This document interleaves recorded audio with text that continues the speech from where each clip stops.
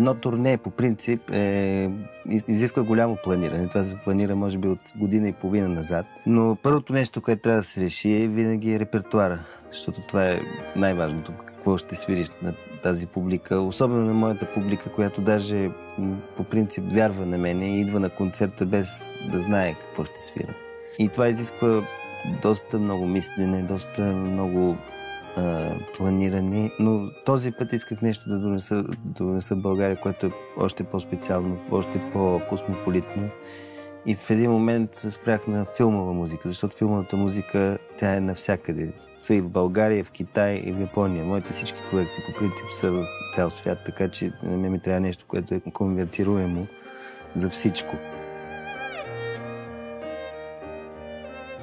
Това, което беше за мен много важно е да имам оркестър, защото хората са свикнали да отидат на кино и да слушат музиката перфектно изработена в холивудски студия или в лондонски студия с най-добрите оркестри. Затова аз реших да имам хора от Испания, защото традиционно там са най-добрите медни духови, тромпетистите, валдхорните. България традиционно е много добра на струнни инструменти, цигулки, дървените духови са много добри. И затова аз реших да събера една група от цял свят. Направихме аранжименти специално за тези хора и покрихме някои неща с пианото. Пианото е много важно звено в цялата тази програма. И решихме да ги направим тематично, т.е. правиме комедиен филм, след това Джеймс Бонд, любовна история, отнесени от вихъра. Минахме програмата, отшлифовахме, снимахме, разбрахме какви са недостатъците, какво става по-добре. Но в край на кращата най-полезното нещо е сцената, защото всяка публика е различна, кое да стане по-добре. На репетициите се вижда, че ние непрекъснато търсиме нещо, отшлифоваме нещо, но аз съм много доволен.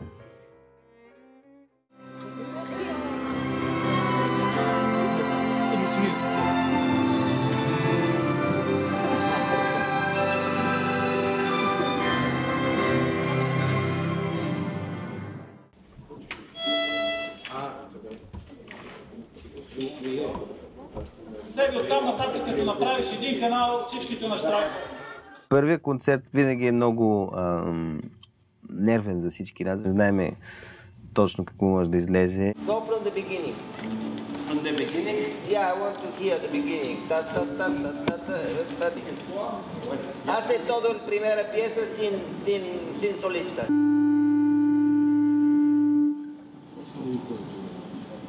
Добре? E después fare un concisti che era Pamela.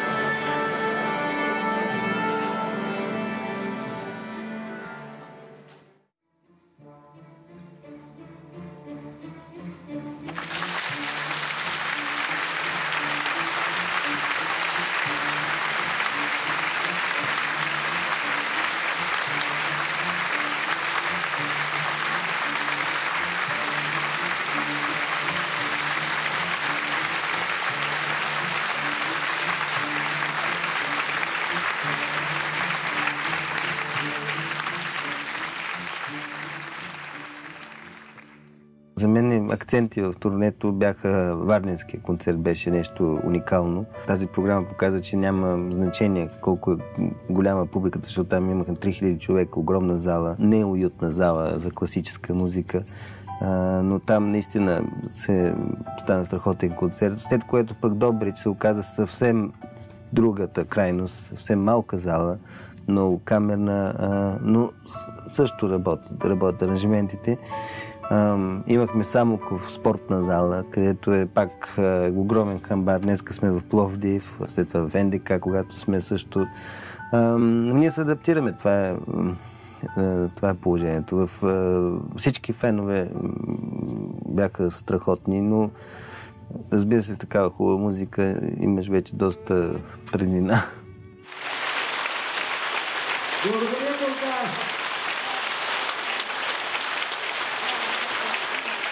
Много ме обича, за много стихи, че нашия първи концерт беше при вас.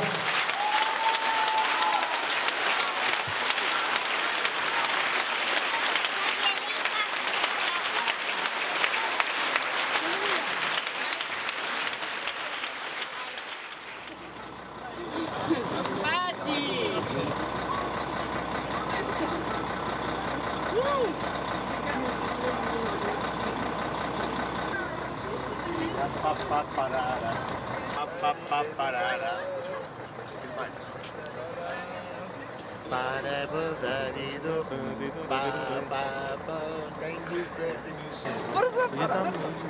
Елена с вас. Елена, ви благодарим. Чао! Чао!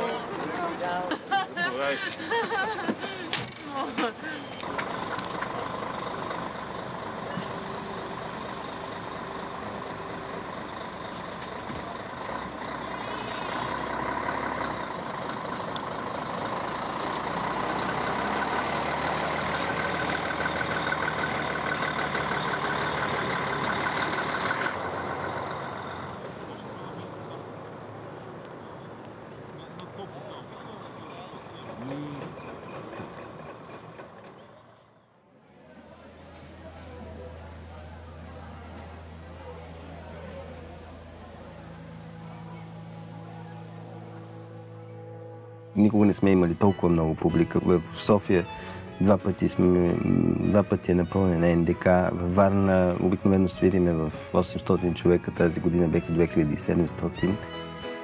Явно има глад за хубаво поднесена музика. За първи път имахме възможността да докараме пълна продукция в провинцията, където хората могат да се насладат на филмова музика не в ефтин джоз вариант, а на световно ниво. Когато имаш публика, която идва, вънка е минус 5 или минус 18, както беше вчера в Самоков, няма отопление в някои от залите, които идват и писмата, които получавам на Фейсбука, на имейла от хората, какво са прочувствали, сълзите, които виждам техните очи. От това по-хубаво нищо няма на света, мога да те уверя в това. Давайте бързо, че... ето го фотографа. Сега дайте нещо да ви снимам набързо. Снимайте ни набързо. Елате, включи ми го и сядайте на него. Хайде, момичета. Готови ли сте? Намално да станете. Добре. И той снима, аз снимам. Казвате Зеле. Пътя от Русе до София, когато заваля снега, имаме най-добрият шофьор, може би, който съм виждал на бус през живота си.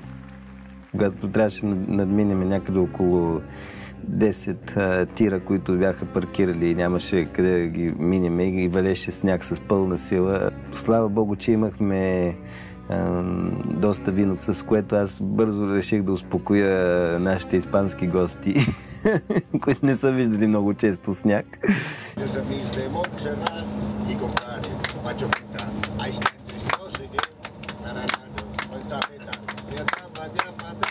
Meterle para la caseta y me toque un resopo. Ay, malaca,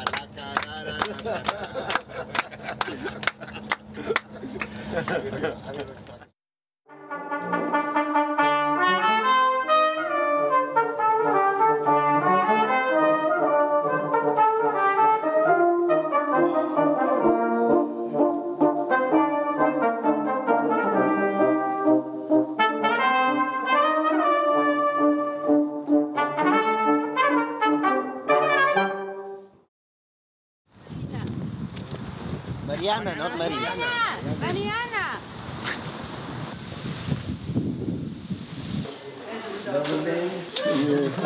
Bomba! Здравей, Владо, момче! Bene. Muy bien.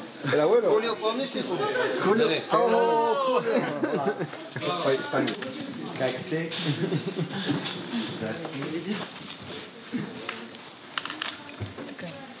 Седмата част, подпис тук трябва да има. Така. Сега ще се радваме.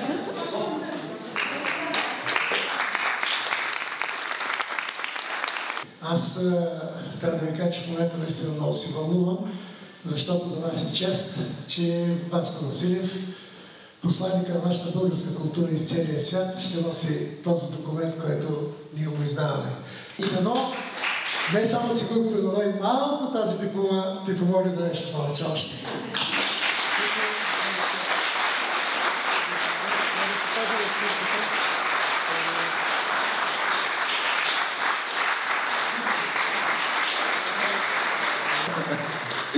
И на дядо ми, разбира се, който каза, за какво ти е тази диплома, ще ти подаря моите. Изпей му една песен. Ти си малко горско цвете, моя алена мечта, ти си моето вдъхновение, ти си моята красота.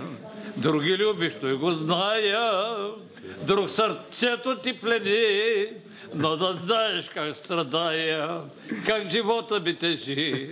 Цвете брава в градинка на дено брала там заспа между цветено. Браво! Я ти пустила шарени черги, да легаш мануш, да легаш. Али си стегаш раната коня, да легаш ли твой вода. Али си стегаш раната коня, да легаш ли твой вода.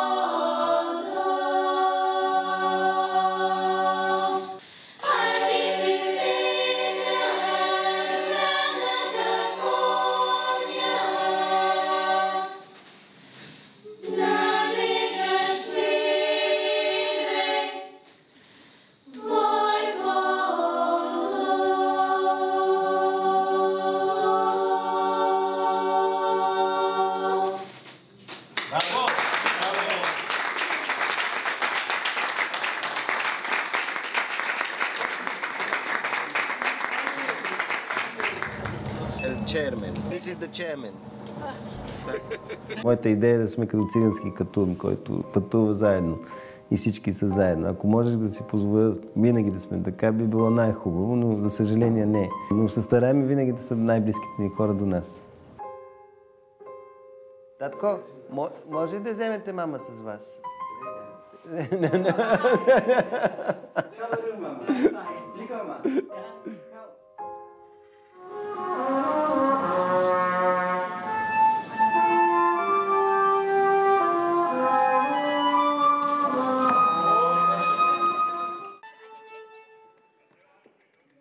Публиката, особено на генералната репетиция, обикновено е доста студеничка, защото е генерална репетиция, те знаят, че е репетиция. Но мисля, че беше супер, те станаха на крака, пееха Абба. Просто концерта постигна това, което е идеята и за генерална репетиция. Това, че имахме над 2000 човека, беше нещо, за първи път ми се случва.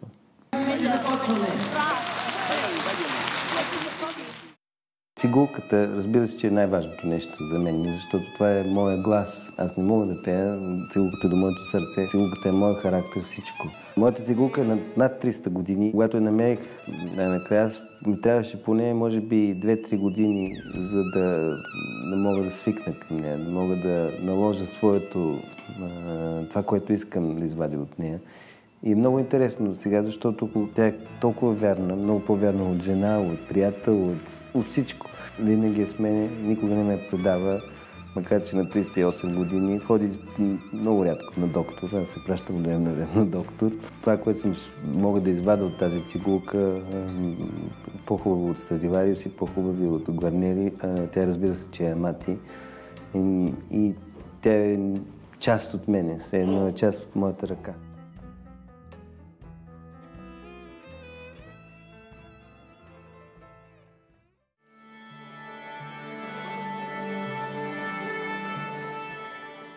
Много е интересно да съм в зала, която всъщност, когато се построи, свирих на първия концерт. Бях на 7 години, точно на 7 или на 8 години. И с майка ми трябваше да влеземе, беше 12-тия конгрес на Комунистическата партия, трябваше да влеземе в залата. Навсякъде, разбира се, че имаше охрана, поради някаква причина нямахме пропуски. Слава Богу, че тогавашният министър на културата Георги Йорданов ме видя и ни пусна вътре. Но бих казал, че за мен да свира в тази зала почти се чувствам като у дома си, защото вече почти повече от 30 години свира в нея. Зала, която има най-добрите артисти в света. Миланската скала, Том Джонс, Стинг.